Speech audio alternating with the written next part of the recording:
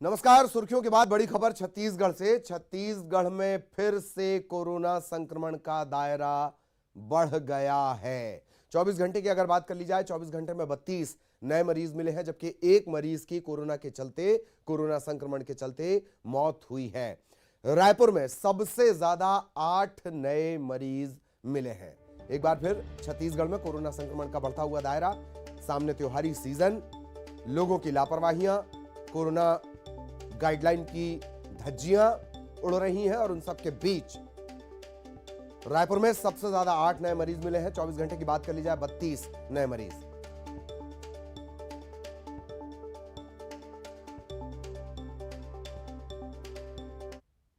और सहयोगी ममता हमारे साथ जुड़ेंगी, उनसे विस्तार से हम चर्चा करेंगे। एक बार फिर संक्रमण का दायरा छत्तीसगढ़ में बढ़ रहा है। 24 घंटे की बात कर ली जाए, ममता आपको नजर आ रही होंगी। ममता, फिर से जो आंकड़ा है वो बढ़ रहा है कोरोना संक्रमण का। आगे त्योहारी सीजन है और ये सिलसिला अभी लंबा चलेगा। ममता।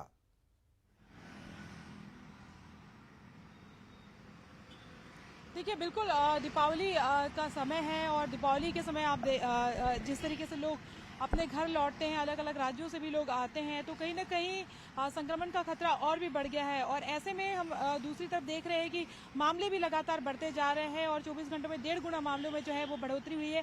तो अपने आप में ये कहीं ना कहीं गंभीर इशारा कर रहा है, इसको सीरियसली लेने की जरूरत है। और अगर हम बात करें तो लगातार बड़े आयोजन भी हुए हैं, वहां पर भी लगातार भीड़ उमड़ी है। आज भी कहें तो पूरे राज्य में बड़े बड़े आयोजन होंगे, तो लोगों को सोशल डिस्टेंसिंग का पालन करना चाहिए, मास्क लगाना चाहिए, तमाम जो एहतियात है वो बरतने की जरूरत है। महाराष्ट्र में नए वेरिएंट मिले हैं, दुर्ग में लगातार मरीजों की संख्या बढ़ रही है।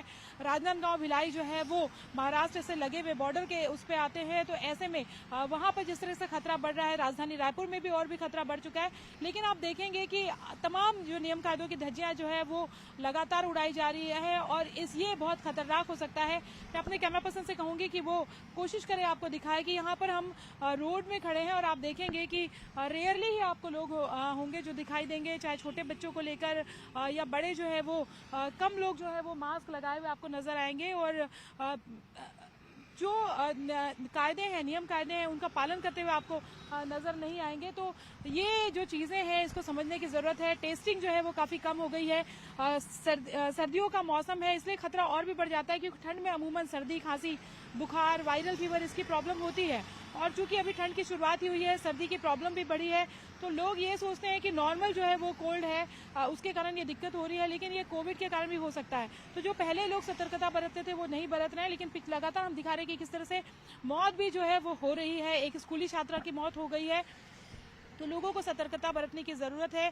त्योहार आप खुशी से मना पाए, त्योहार जो है वो आपके लिए खुशियां लेकर आए, क्योंकि लगातार 2 सालों के बाद में ये अब जाके ये स्थिति हुई है कि लोग त्योहार मना पा रहे हैं। लेकिन जरा सी लापरवाही से जो है वो मातम में भी बदल सकता है, ये सोचने की जरूरत है, इसलिए सतर्क रहने की बेहद जरूरत है। जी बिल्कुल।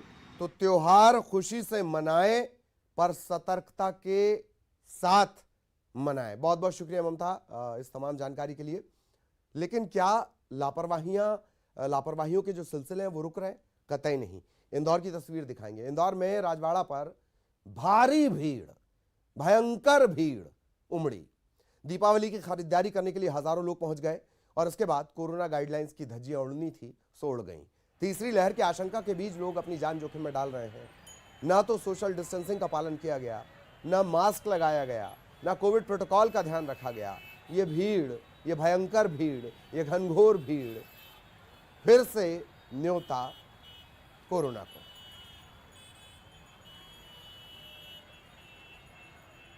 तो ताक पर कोरोना की गाइडलाइंस और ये लापरवाही कितनी भारी पड़ सकती है, इसका अंदाजा लगाना मुश्किल है।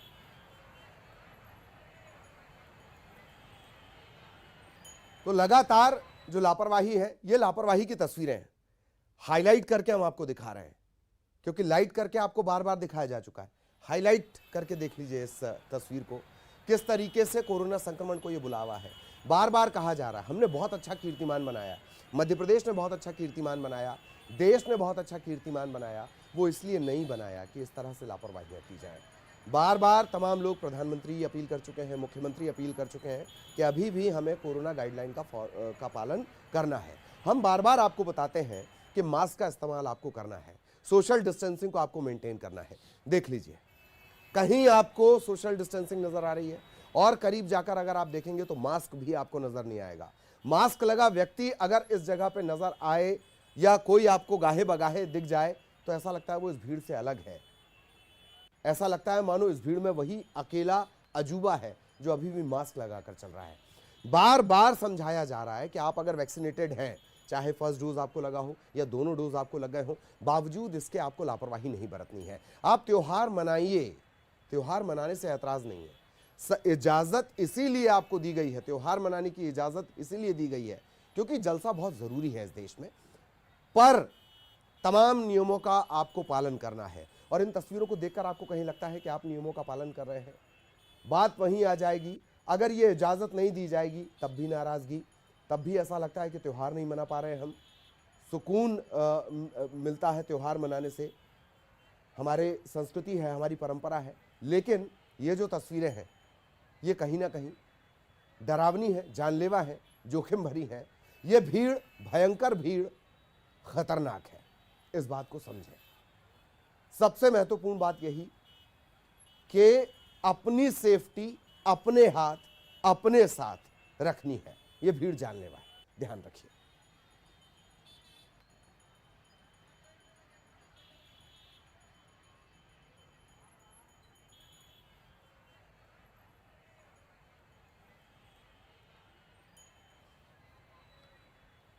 तो ये लापरवाही भारी पड़ेगी, भारी पड़ चुकी है, ऐसा नहीं है। दूसरी लहर में आपने देखा किस तरीके से लोगों को सख्ती से काबू में करना पड़ा। ऐसी नौबत नहीं बनने देनी है। अपनी सुरक्षा, अपनी जिम्मेदारी अपने हाथ। जब आप सवाल उठा सकते हैं तो अपनी जिम्मेदारियां भी आपको खुद से ध्यान रखनी होगी। लेकिन ये तस्वीरें कतई जिम्मेदार तस्वीरें नहीं कही जाएंगी। बहुत मुश्किल से कोरोना से मुकाबले की स्थिति में मध्य प्रदेश आया है, छत्तीसगढ़ आया है, ये देश आया है। और उसके बाद अगर इस तरह की तस्वीरें, ये राजवाड़ा की तस्वीर है, कि कहा जाता है इंदौर के बारे में कि राजवाड़ा कभी सोता नहीं, राजवाड़ा हमेशा खुला रहता है। और उसी राजवाड़ा पर इतने समझदार हैं मिनी मुंबई के लोग, और उस मिनी मुंबई में इस तरह की तस्वीरें आए, क्या कहेंगे आप। खरीदारी के लिए मौका मिला और लोग भीड़ में तब्दील हो गए। भीड़ में तब्दील मत होइए, जिम्मेदार नागरिक बनिए। ये सिर्फ आपकी जिम्मेदारी है, सिर्फ आपकी जिम्मेदारी है कि आप न तो खुद कोरोना से संक्रमित हो और ना आप कोरोना के करियर यानी संवाहक बने।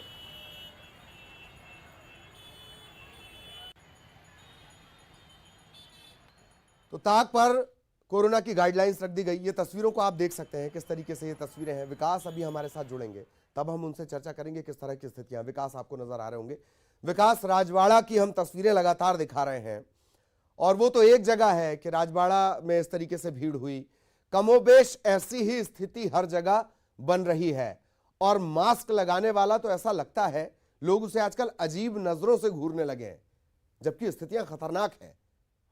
विकास,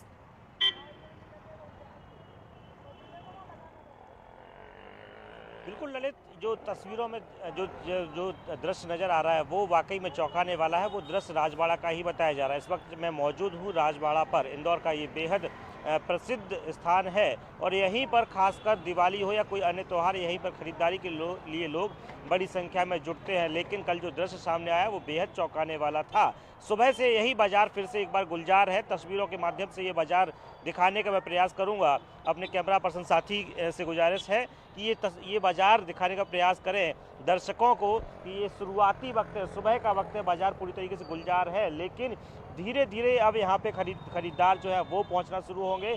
लेकिन धीरे धीरे वो ये भी भूल जाते हैं कि आखिर कुछ समय पहले तक कोरोना की दस्तक ने यहाँ पे भयावहता पैदा की थी शहर के भीतर। तो कहीं ना कहीं अगर अभी फिर से लापरवाही का आलम देखने को मिला तो एक बार फिर से बड़ी मुसीबत पैदा हो सकती है आने वाले समय में। तो लिहाजा बेहद सतर्कता रखने का अभी भी वक्त है। यही वजह है कि कल का जो दृश्य है वो बेहद चौंकाने वाला। उसके बाद कहीं ना कहीं प्रशासन भी अब सख्त रवैया अपना सकता है कि आखिर भले ही आप त्यौहार मनाएं, भले ही खुशियां मनाएं, भले ही खरीदारी करें, जोर शोर से आप यहाँ पहुँचे, लेकिन कोरोना प्रोटोकॉल का आपको ध्यान रखना ही होगा। क्योंकि कुछ समय ही अभी हुआ है कि यहाँ पर कोरोना से कहीं ना कहीं लापरवाही जो पहले लोग बरतते थे, उससे लगातार प्रशासन की जो सख्ती देखने को मिलती थी, वो कहीं ना कहीं अब हल्की फुल्की कम हुई थी। और इसी के बाद ये लापरवाही के जो दृश्य हैं वो बेहद चौंकाने वाले साबित हो सकते हैं। अभी नज़र जरूर आ रहे हैं, लेकिन ये आगे आने जिसके आंकड़े हैं वो बेहद चौंकाने वाले साबित हो सकते हैं। ललित, चौंकाने वाले साबित हो सकते हैं, ये तकलीफदेह साबित हो सकते हैं। आपने देखा कि जब विकास जानकारी दे रहे थे, कैमरे की निगाहों से तकरीबन 16 लोग गुजरे और उनमें से सिर्फ एक युवती ने मास्क लगाया था। समझ रहे हैं आप अपनी लापरवाही? ये लापरवाही नहीं है, ये घनघोर लापरवाही है। अगर इंतजामों की बात कर ली जाए त्योहारी सीजन के मद्देनजर, किस तरह के इंतजाम? विकास बहुत शॉर्ट में।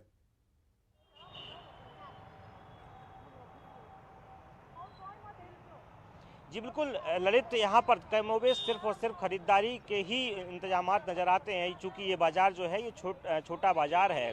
आप तस्वीरों में देखिए कि हर तरह की चीज़ यहाँ पर आपको खरीदारी के लिए मिल जाएगी। बिल्कुल। लेकिन सुरक्षा के लिहाज से यहाँ बहुत सारी चीज़ें जो होनी चाहिए वो नहीं है। हालांकि बहुत सारी चीज़ें जो प्रशासन को करना चाहिए तो वो छोटे लिहाज से उन्होंने इंतजामात जरूर किए हैं, लेकिन इसके बाद जो इंतजामात होने चाहिए वो आम जनता के स्वयं के हिसाब से होने चाहिए कि आखिर कैसे वो खुद के परिवार को, समाज को और शहर को सुरक्षित रख सके। लेकिन वो सारे इंतजामात कहीं ना कहीं नगण्य नजर आते हैं। ललित, बिल्कुल बिल्कुल, बहुत बहुत शुक्रिया आपका इस तमाम जानकारी के लिए। सहयोगी विकास जानकारी दे रहे थे।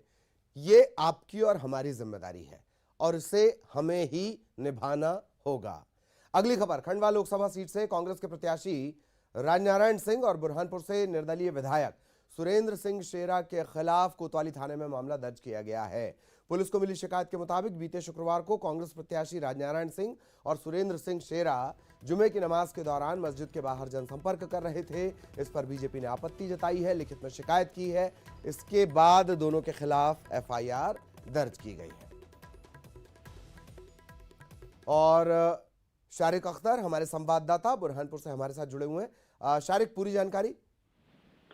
देखिए ललित जी, जिस तरीके से खंडवा बुरहानपुर लोकसभा उपचुनाव के जो कांग्रेस के प्रत्याशी है राजनारायण सिंह, ये मतदान के ठीक एक दिन पहले जुमा के दिन यहाँ स्थानीय जामा मस्जिद है, शाही जामा मस्जिद, वहां पर नमाज के ठीक बाद वहां मतदाताओं से जनसंपर्क करने पहुंच गए थे और मस्जिद प्रेमाइसेस में इन्होंने लोगों से जनसंपर्क किया। और हम आपको बता दें, इसका वीडियो सोशल मीडिया में जमकर वायरल हुआ और बीजेपी ने इसे गंभीरता से लिया। शाम में उन्होंने जिला निर्वाचन अधिकारी को लिखित में शिकायत की और इसे आचार संहिता का उल्लंघन बताया, वोटों का ध्रुवीकरण होने का इस पर आरोप करा। शिकायत पर जिला प्रशासन ने सीसीटीवी फुटेज जो मस्जिद है वहां की तलाशे और जो उपलब्ध वीडियो थे उसको तलाशे। उसको देखते हुए जिला प्रशासन नायब तहसीलदार प्रवीण ओहरी की शिकायत पर कोतवाली पुलिस में राजनारायण ठाकुर जो कि कांग्रेस के प्रत्याशी हैं और निर्दलीय विधायक ठाकुर सुरेंद्र सिंह शेरा,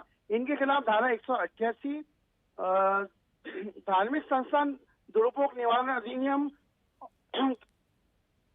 के तहत मामला दर्ज किया गया है। जी जी जी, चलिए बहुत बहुत धन्यवाद आपका शारिक इस तमाम जानकारी के लिए। और यहां रुकेंगे एक ब्रेक के लिए।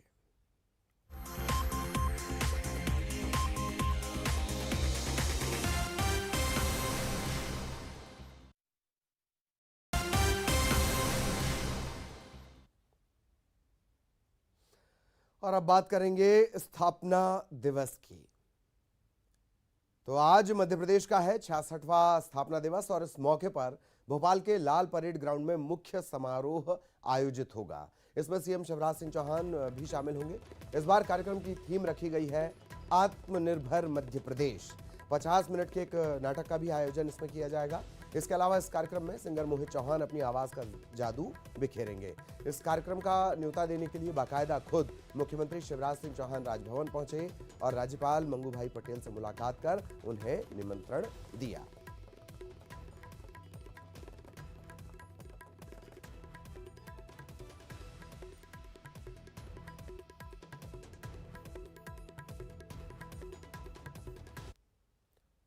और मध्य प्रदेश के स्थापना दिवस पर प्रधानमंत्री मोदी ने बधाई दी है। उन्होंने लिखा है, मध्य प्रदेश के लोगों को स्थापना दिवस की हार्दिक बधाई। मेरी कामना है कि प्राकृतिक संसाधन और कला संस्कृति से समृद्ध ये प्रदेश निरंतर प्रगति के पथ पर अग्रसर रहे।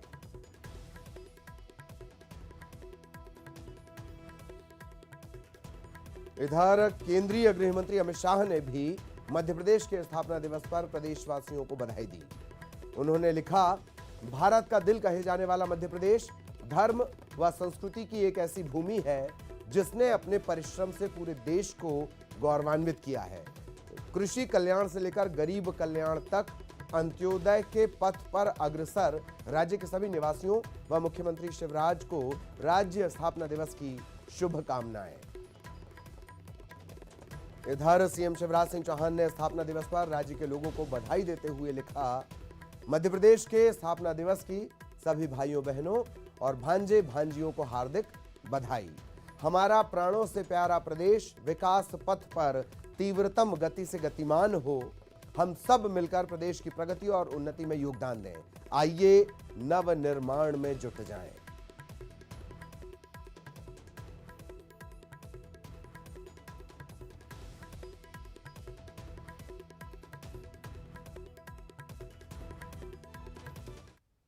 और मध्य प्रदेश के स्थापना दिवस पर भोपाल समेत प्रदेश के सभी जिलों में रंगारंग कार्यक्रम आयोजित होने हैं। वहीं मुख्य कार्यक्रम भोपाल के लाल परेड ग्राउंड में है। इस बार कार्यक्रम की जो थीम है वो है आत्मनिर्भर मध्य प्रदेश। इसी थीम पर ये मनाया जा रहा है। आज अपना 66वां स्थापना दिवस मनाने जा रहा है। मध्य प्रदेश स्थापना दिवस का मुख्य समारोह राजधानी भोपाल के लाल परेड ग्राउंड में आयोजित होने जा रहा है और समारोह को लेकर जो तैयारियां हैं वो पूरी कर ली गई हैं। लाल परेड ग्राउंड में जो भव्य मंच है वो तैयार किया गया है, जहां पर आत्मनिर्भर मध्य प्रदेश की थीम पर जो मुख्य कार्यक्रम है, जो 1 घंटे का नाटक है, वो दर्शकों के बीच प्रस्तुत किया जाएगा। और इस स्थापना दिवस समारोह में बड़ी संख्या में दर्शक भी शामिल होंगे, जिसको लेकर जो बैठने की व्यवस्था है, दर्शकों के लिए जो कुर्सियां हैं, इस तरीके से उनकी व्यवस्था की गई है ताकि जब दर्शक यहाँ पर इस मुख्य स्थापना दिवस समारोह में जब आम लोग यहाँ पर पहुंचे तो उन्हें किसी भी तरह से कोई दिक्कत ना हो, क्योंकि यहाँ पर जो विशिष्ट अतिथि हैं उनके बैठने की अलग व्यवस्था की गई है। और इस कार्यक्रम में मुख्य अतिथि के तौर पर राज्यपाल मंगू भाई पटेल शामिल होंगे। और कार्यक्रम में अगर देखा जाए तो मुख्य आकर्षण का जो केंद्र है वो पार्श्व गायक है मोहित चौहान, उनकी प्रस्तुति होगी। और मोहित चौहान को सुनने के लिए जो बड़ी संख्या में आम लोग हैं, जो बड़ी संख्या में दर्शक हैं, वो भी इस लाल परेड ग्राउंड में पहुंचेंगे। और इस कार्यक्रम के जरिए, इस प्रस्तुति के जरिए जो बड़ी संख्या में दर्शक हैं उनको जो यहाँ पर पहुंचेंगे। और ये जो पार्श्व गायक मोहित चौहान है, उनकी प्रस्तुति आकर्षण का केंद्र रहेगी। और इसी के साथ ही आत्मनिर्भर मध्य प्रदेश की थीम पर जो नाटक होने जा रहा है, उस नाटक के जरिए भी एक तरह से एक आम लोग और दर्शकों को लुभाने की पूरी कोशिश की जाएगी। कैमरामैन संजय नामदेव के साथ रंजना दुबे, न्यूज़ 18 भोपाल। और अब बात करेंगे डेंगू की। मध्य प्रदेश में डेंगू का प्रकोप बढ़ता जा रहा है। भोपाल में बीते 24 घंटे में डेंगू के 5 नए मरीज मिले हैं। इसके बाद डेंगू की संख्या बढ़कर, डेंगू पीड़ितों की संख्या बढ़कर 528 पहुंच गई है। इतवारा और काजी कैंप ये शहर में हॉटस्पॉट डेंगू के लिहाज से बने हुए हैं। नगर निगम की टीम लगातार लार्वा की जांच कर रही है, सर्वे का काम कर रही है। ग्वालियर की बात कर ली जाए, 24 नए मरीज मिले हैं, 17 बच्चे इसमें शामिल हैं। ग्वालियर का आंकड़ा बढ़कर 1500 के पार पहुंच गया।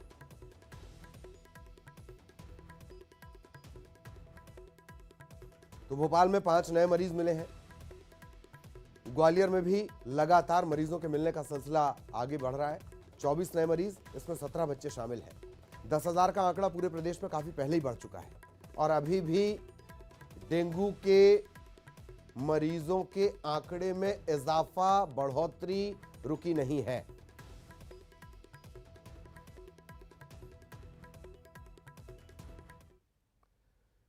कोरोना वायरस के खिलाफ लड़ाई में कोरोना टीका सबसे कारगर है। इस बात को समझाने और टीके के लिए, टीकाकरण के लिए प्रेरित करने के मकसद से बिहार के गया में एक अनूठा प्रयोग किया गया। यहां कब्रिस्तान में एक कोरोना टीकाकरण केंद्र चलाया जा रहा है।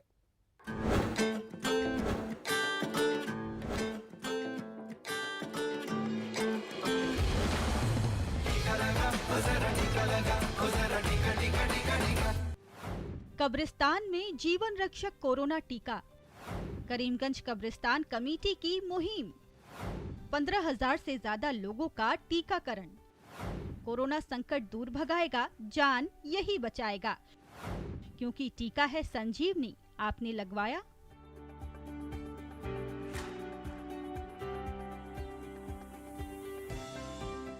बिहार में गया के करीमगंज कब्रिस्तान में कोरोना टीका केंद्र देशव्यापी टीकाकरण अभियान की शुरुआत से ही संचालित है। इस कब्रिस्तान ने कोरोना की दूसरी लहर के कहर और लोगों में कोरोना टीके को लेकर भय दोनों को बहुत करीब से देखा, लेकिन टीकाकरण केंद्र ने लोगों के हर डर और हर अफवाह को दूर करके टीकाकरण की नई इबारत लिखी है। हम लोग जीवन बचाने के लिए इसको सुविधा किया जा रहा है, मरने के बाद तो फिर यहाँ नहीं है भाई। मरे नहीं इसके लिए। जी हाँ, इसका तो सुविधा इसलिए नहीं किया जा रहा है, आदमी सेफ्टी रहे। अगर हम इस चीज़ को ख़त्म करना चाहते हैं तो लोगों को तो बढ़ चढ़ के कदम आगे बढ़ाना चाहिए और ये वैक्सीन लेना चाहिए। लोगों के जो मन में भय है, डर है, इस सबको किनारे कर करके और अपना जीवन को देखते हुए परिवार का रक्षा करने के लिए ये सब चीज़ करना ज़रूरी है। करीमगंज कब्रिस्तान कोरोना टीका केंद्र में अब तक 15,000 से ज्यादा लोगों को टीका दिया जा चुका है, जिसमें बड़ी तादाद मुस्लिम लोगों की है, जो कोरोना टीके को लेकर सबसे ज्यादा आशंकित थे। कब्रिस्तान कमेटी और टीका केंद्र के सदस्यों ने लोगों की हर शंका का समाधान किया। भारत सरकार का ऐलान हुआ है, तब से लगाया जा रहा है, रोजाना लगता है। और जो मुसलमान इससे परेशान थे कि नहीं इससे नुकसान होगा, लोग मर जाएंगे, ये बिल्कुल गलत है। पहले तो लोग डरते थे, इसमें कोई दो राय नहीं है, लेकिन अब इस करीमगंज, न्यू करीमगंज के अलावा जितने भी अगल बगल के मोहल्ले हैं, सभी मोहल्ले के लोग यहाँ आ रहे हैं, चाहे वो हिंदू हो या मुसलमान हो। बहुत खुशी से आ रहे हैं और खुशी से वैक्सीन लेके जा रहे हैं। अब तो यहाँ सेकंड डोज भी पड़ रहा है। कोरोना महामारी के खिलाफ भारत 100 करोड़ खुराक के अहम पड़ाव को पार कर चुका है। इसके पीछे सरकार के साथ करीमगंज कब्रिस्तान कोरोना टीका केंद्र, सरीखे केंद्रों और उसके सदस्यों का योगदान भी शामिल है, जो लगातार टीकाकरण के आंकड़ों के साथ बढ़ रहा है। Bureau report, news 18 network.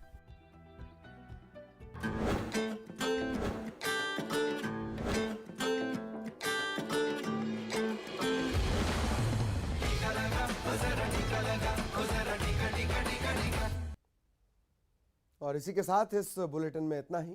खबरें जारी रहेंगी।